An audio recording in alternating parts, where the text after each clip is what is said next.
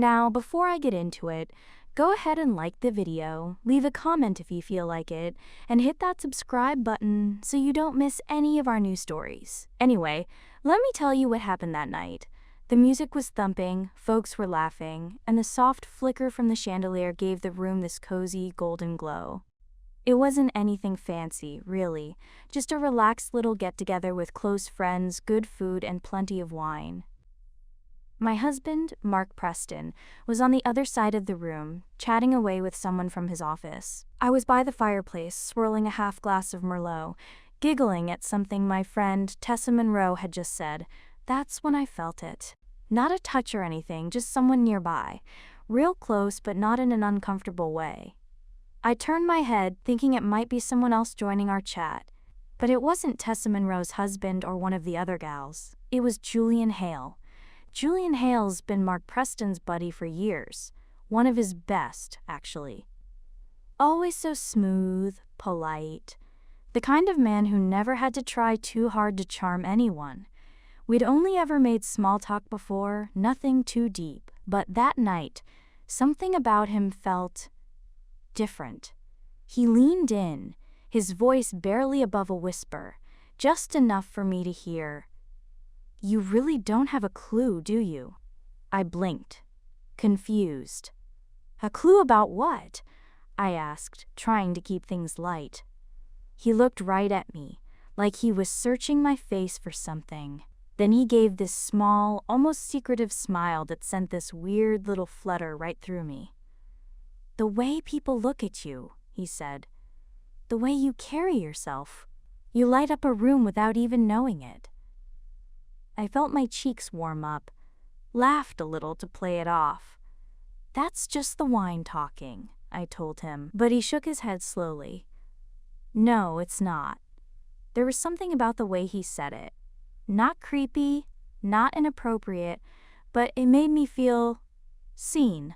And it had been a long time since I felt anything like that.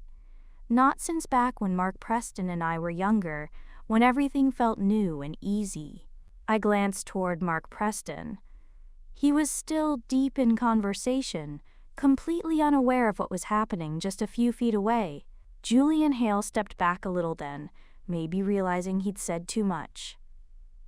"I'm not trying to make you uncomfortable," he said, chuckling softly. "I'm not," I replied before I even thought about it. And it was true. I was caught off guard, sure, but the way he spoke, with that quiet confidence, it stirred something in me that I hadn't let myself feel in a long time. Tessa Monroe had no idea what had just passed between us. She just kept right on with the conversation, and I forced myself to laugh along. But inside, I was spinning. Julian Hale had never spoken to me like that before, never looked at me the way he did just now, and as surprising as it was, it felt good. I didn't know what to make of that. The night wore on, and I tried to shake the feeling. I sipped more wine, smiled at jokes, joined the small talk. But no matter what I did, I could feel Julian Hale's eyes on me. Not in a creepy way, just there, watching, present. Eventually, I slipped out onto the patio for some air. The night was cool, the sound of cars in the distance just a soft hum. I leaned on the railing and breathed in slowly. "You all right?" Of course it was him. I smiled and shook my head. Just needed a break from all the noise. He came up beside me, leaning casually against the railing. "You seem different tonight." "Different how?" I asked. He paused for a moment, then said, "Like you remembered something you forgot about yourself." His words hit me right in the chest. I stood there, quiet, not sure how to respond. Was I? I'd been married 20 years. Mark Preston's a good man, a solid husband. But somewhere between raising kids, work, and keeping everything running, I guess I had started to fade into the background. I hadn't felt seen like that in, well, I could not even remember. Julian Hale must have noticed my thoughts drifting because he stepped back, giving me space. "I'm not trying to put you on the spot," he said gently. "I just think sometimes we need reminding of who we are." I turned to face him fully. "And who do you think I am?" His eyes held mine for a moment. Then he smiled and said, "Someone worth—" A little shiver ran through me, not from the night air, but from something I could not quite name. It stirred somewhere deep inside me, something unfamiliar yet strangely familiar. Before I could even begin to put it into words, I heard the door creak open behind us. "Hey, there you are. I was wondering where you went." It was Mark Preston's voice. I turned around quickly. Whatever had been happening between Julian Hale and me vanished in a blink. The safety of my husband's voice pulled me back to reality. I smiled at him, the man who'd been my rock for so many years. "Just needed a breath of fresh air," I said, trying to keep my voice steady. Mark Preston walked over and kissed my forehead in that soft, comforting way he always had. "Come on back in. They're about to bring out dessert." I nodded, sliding my hand into his. As we made our way back inside, I dared one last look behind me. Julian Hale was still standing there, eyes fixed on me. His face didn't give anything away, but something in his gaze lingered, and I just knew, whatever that was between us, it was not over yet. By the time we rejoined the party, the mood inside had shifted. Dessert had arrived, and everyone was gathered around a long, beautifully decorated table in the middle of the room. The air smelled sweet, like warm chocolate and fresh vanilla, mixing with the leftover scent of wine and flickering candlelight. Laughter bubbled up around us, folks enjoying slices of cake and swapping funny stories. But no matter how bright or warm the party felt, I couldn't seem to shake the strange pull I felt around Julian Hale. I tried to focus on the people at the table. Mark Preston talking shop with one of his co-workers, Tessa Monroe laughing about something her little ones had done, but my mind wasn't fully there. It was like something had changed. I could feel Julian Hale. Even when I was not looking at him, I could feel his presence, like a quiet current in the room. Every time I stole a quick glance, his eyes were on me. Not in a bold, obvious way, but always there, watching, waiting. His gaze would linger just a second too long, and I would look away, unsure how to breathe. It made me uneasy, but not in a bad way. It was more like an electric hum under my skin. I finally excused myself to the bathroom, telling Tessa Monroe I needed a moment. My heels echoed down the hallway, sharp clicks against the hardwood floors as I made my way away from the noise and music. Once I stepped inside and shut the door behind me, I leaned against it and let out a slow, shaky breath. My palms pressed against the cool wood. What in the world was going on with me? It wasn't just what Julian Hale had said earlier. It was the way he had looked at me, like he really saw me, and that feeling, it had wrapped itself around me and refused to let go.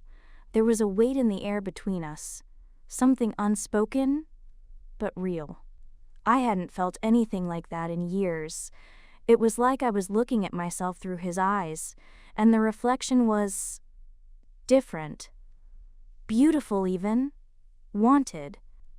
And that scared me more than I cared to admit. I had spent so much of my life in routines, in habits, in being a good wife and dependable friend, that I had forgotten what it felt like to be seen. Not for what I do, but for who I am. And tonight, Julian Hale had reminded me of that in a way that shook me to my core. I shook my head, trying to push the thoughts aside. This was not like me. I was married. I loved Mark Preston. I did.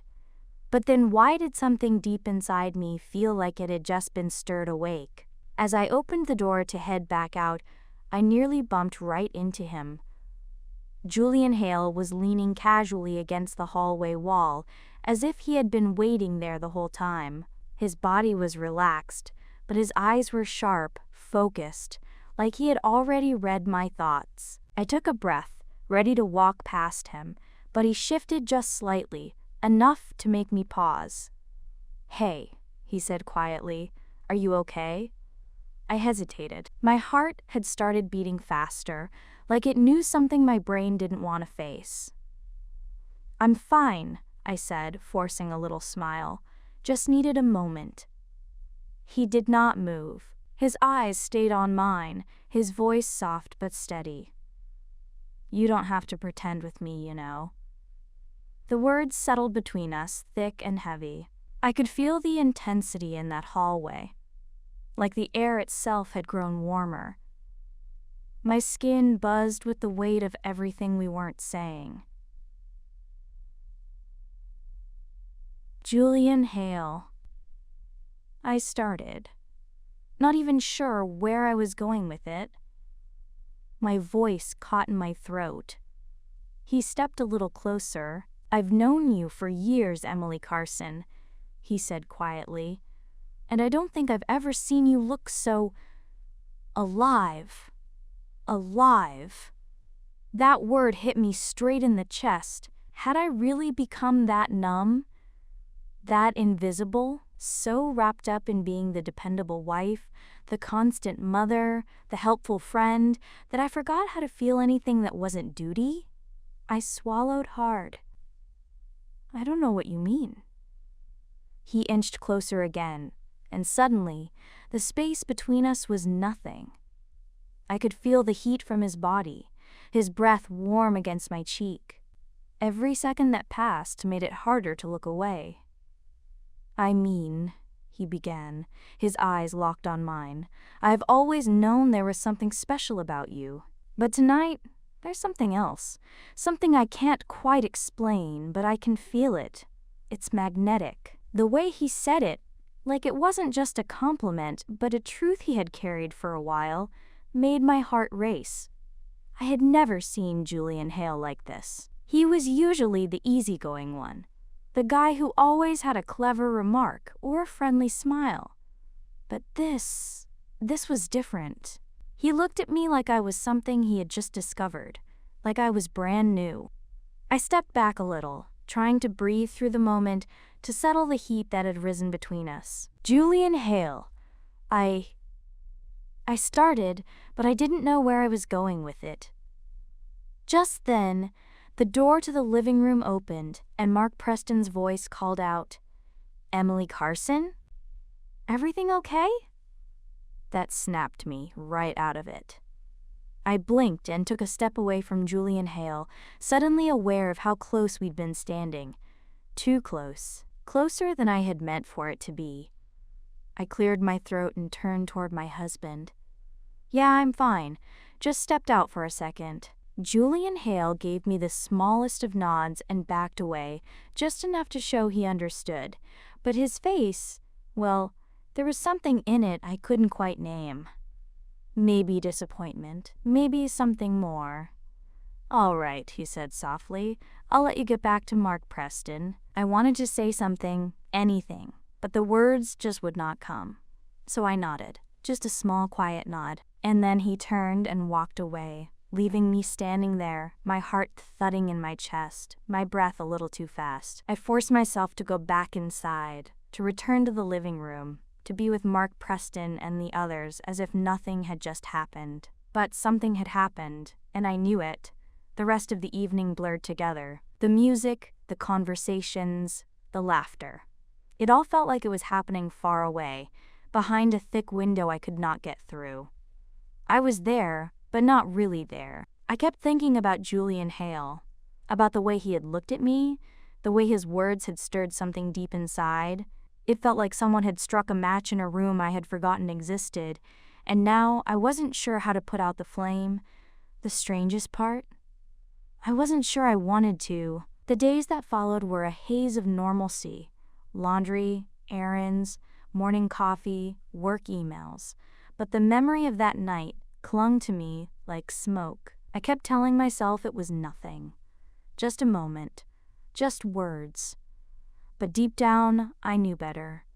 Every time I closed my eyes, I saw him. his eyes, his voice. You're radiating something else, something magnetic. It echoed in my head in quiet moments when I was alone, or late at night while Mark Preston slept beside me. And the worst part, the part one could not admit to anyone, was how it made me feel awake. It was like something inside me had finally stirred after being dormant for years. I had convinced myself for so long that I was content, that the life I had, being a wife, a mother, a dependable friend, was all there was meant to be. But now I was starting to wonder, not about my love for Mark Preston, that had always been there, but about me, who I was, who I had become. Julian Hale had seen something in me that I had stopped seeing in myself. It wasn't about attraction, at least not entirely. It was deeper than that. It was about being noticed, being understood, being seen for more than just the roles I played in everyone else's life. And every time I ran into Julian Hale again, at a dinner, a neighborhood thing, or just crossing paths while Mark Preston chatted with him, it was there again, that tension, that quiet awareness. Like we were both walking through the same secret storm, pretending it wasn't happening. And maybe the scariest part? It felt good.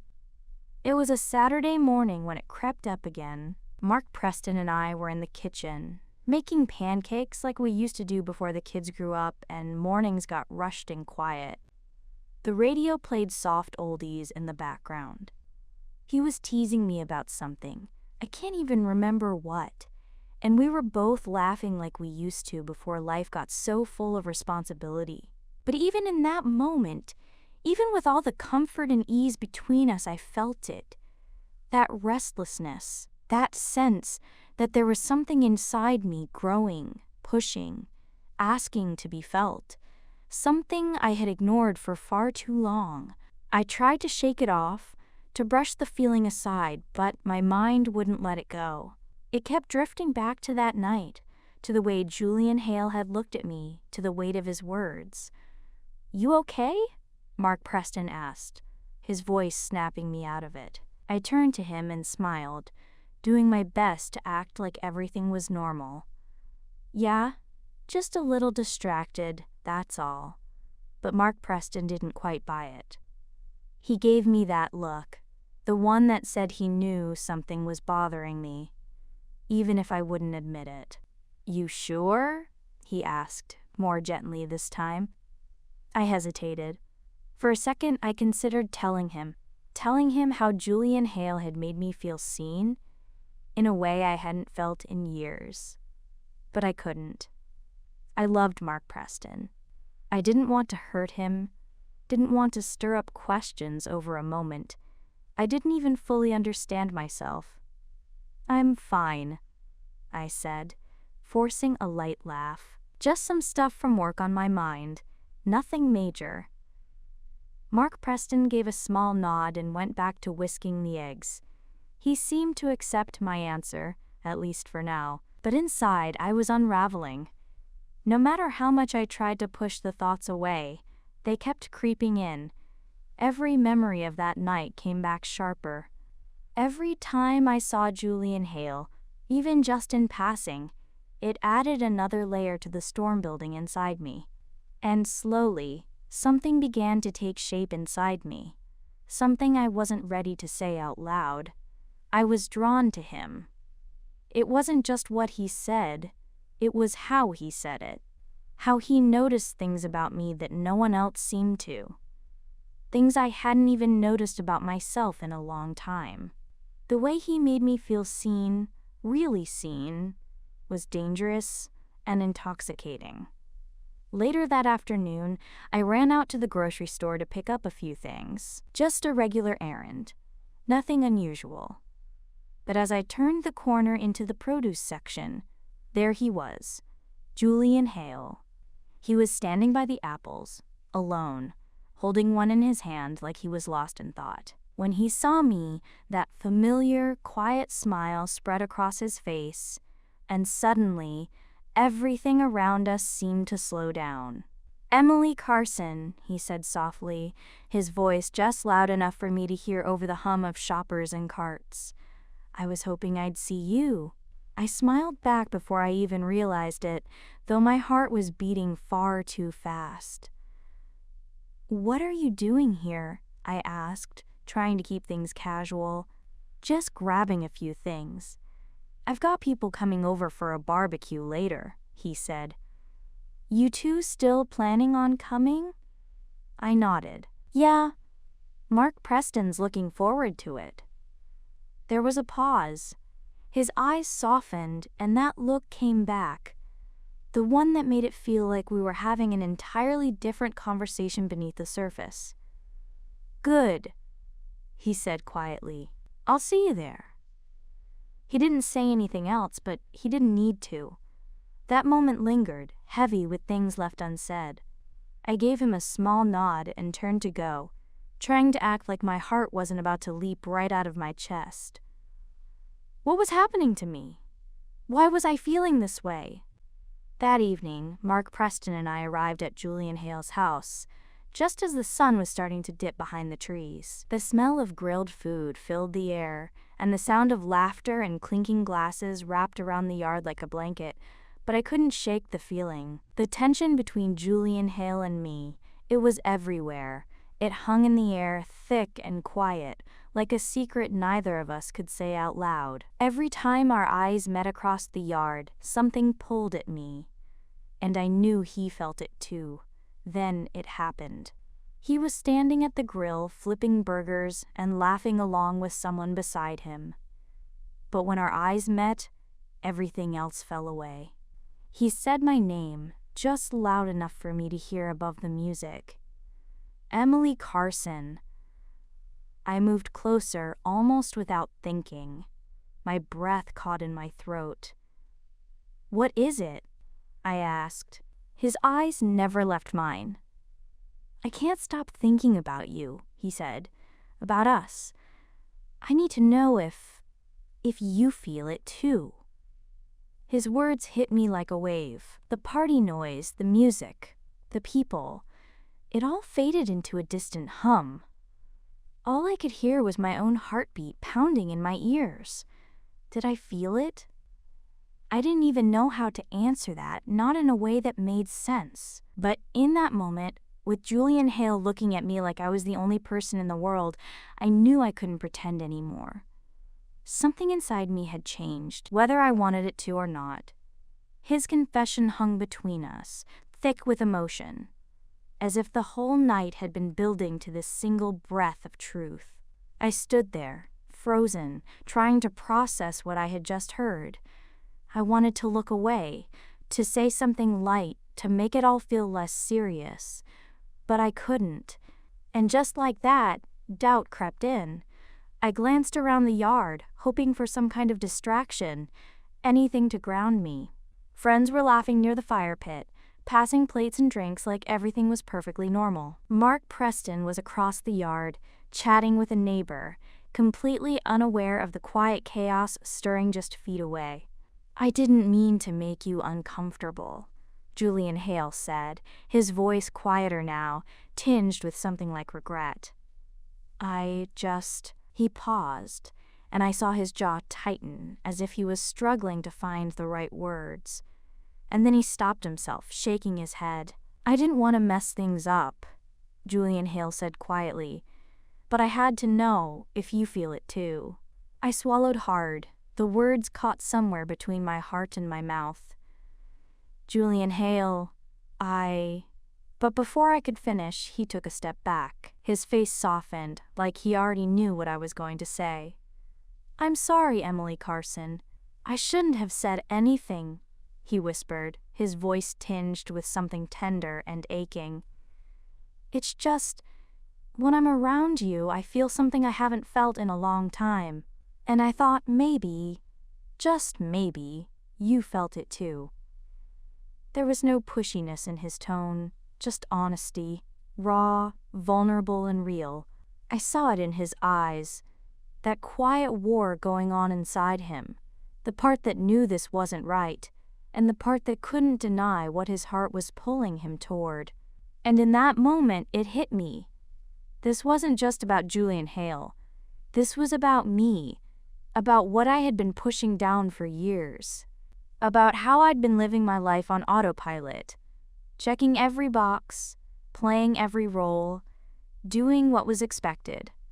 Wife, mother, caretaker, always showing up for everyone else. But somewhere along the way, I stopped showing up for myself. Standing there with Julian Hale, something stirred deep inside me. Something old and buried. A longing I didn't even realize was still alive. I took a slow breath, trying to calm the storm in my chest. "I don't know what to say," I admitted, my voice shaking just a little. "I love Mark Preston. I do. But you make me feel seen. Like a woman again, like someone worth noticing." Julian Hale's expression softened even more, his eyes never leaving mine. "I get it," he said. "I never wanted to make your life more complicated. But Emily Carson, you've been strong for everyone else for so long. What about you? Don't you deserve to feel alive? To feel wanted?" His question sat heavy in the air. Not accusing, just true. And the truth was, I didn't know what I wanted.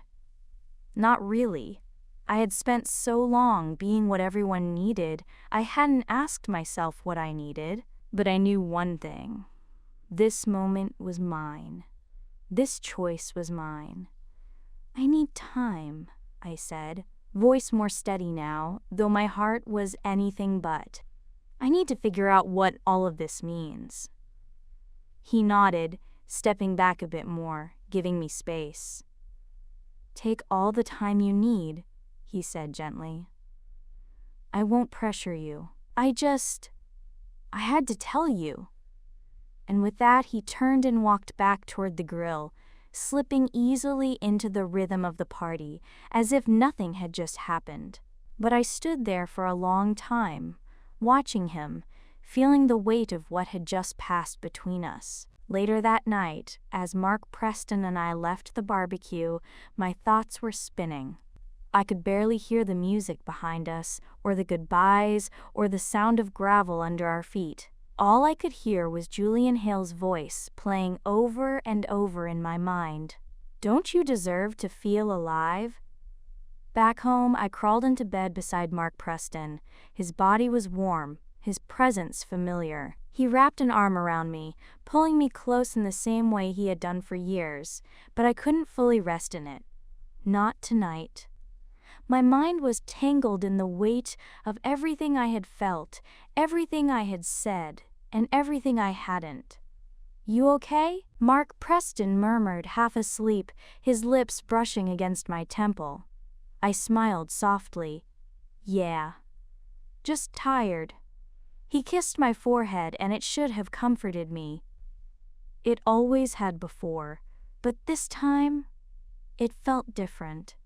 Like a memory I was holding on to instead of a moment I was living, because I knew now that I was standing at a crossroads.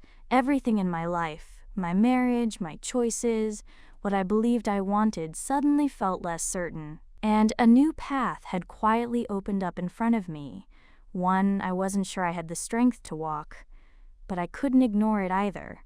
The next few days were a blur. I moved through them like I always did, making meals, answering emails, folding laundry, but nothing felt the same, because I wasn't the same. And then, finally, I couldn't avoid it any longer. I sat down at the edge of the bed one evening, my hands resting in my lap, my heart pounding. Mark Preston was in his chair, reading like he always did after dinner. "Mark Preston," I said quietly. He looked up from his book, his brow furrowing just a bit. "Yeah? There's something I need to tell you." His eyes met mine, concern flickering across his face. "What's going on, Emily Carson?" I took a deep breath, steadying myself as best I could, and tried to find the words I had been holding back for too long. "There's something I've been wrestling with," I said, my hands folded tightly in my lap. "Something I should have told you sooner." Mark Preston put his book down and gave me his full attention, concern written across his face. "It's about Julian Hale," I continued, my voice soft. "He said something to me at the party, and it woke something up in me, something I didn't even realize I had been ignoring."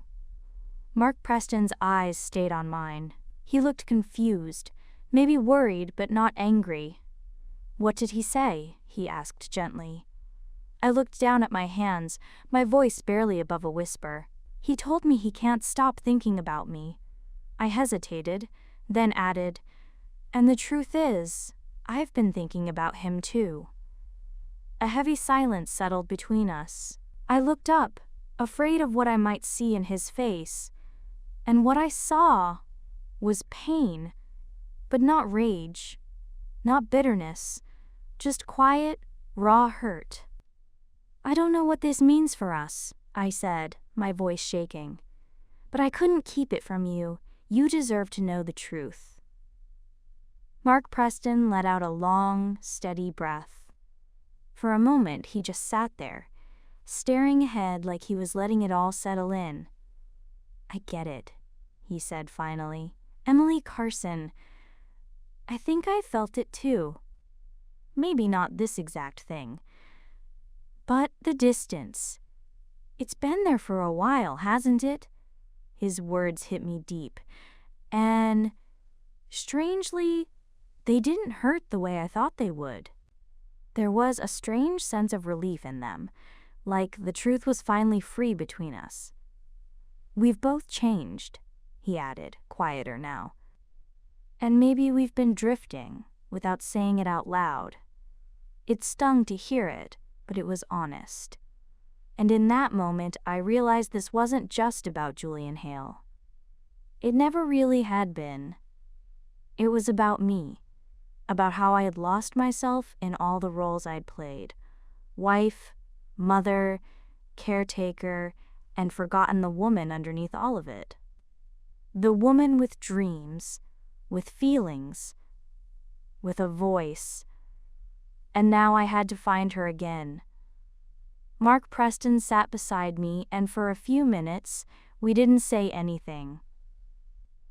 Just shared the silence, the weight of years together, and the understanding that something was shifting.